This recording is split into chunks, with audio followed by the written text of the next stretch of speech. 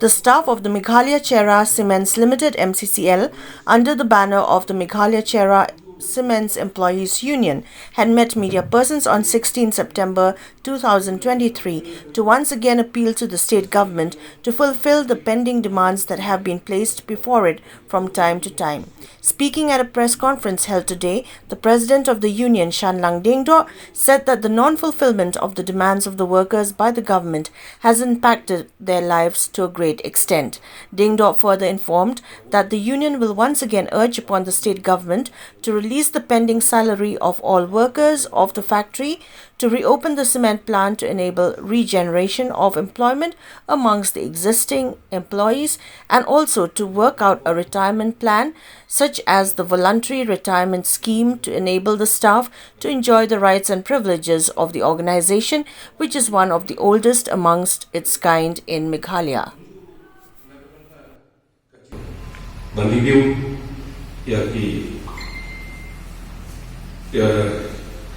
Demands kiba ni ko ga union ni labu ahmad I government kabla ada buat kunju ke government ke bawah de kacui ke poin ke mani ku ki nompai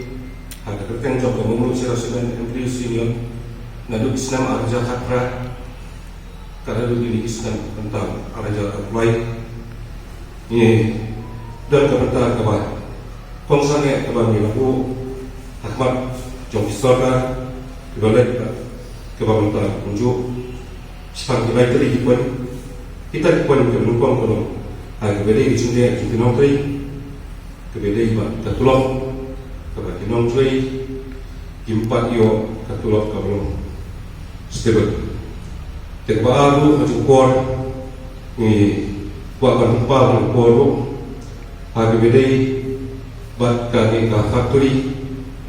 nama rumah faktori kan ada di sini di Taru kampak pasang dari kabian sisir. Teka balai pada kuat bagian yang korup, pimpinan mereka berontak, ngilabu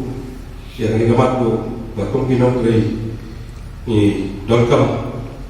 yang sorga akan perkhidmat ini dan kebiasaan lagi kan menubah pada hasil skim, bahkan mereka dibarim ni dibat mai pun tu ini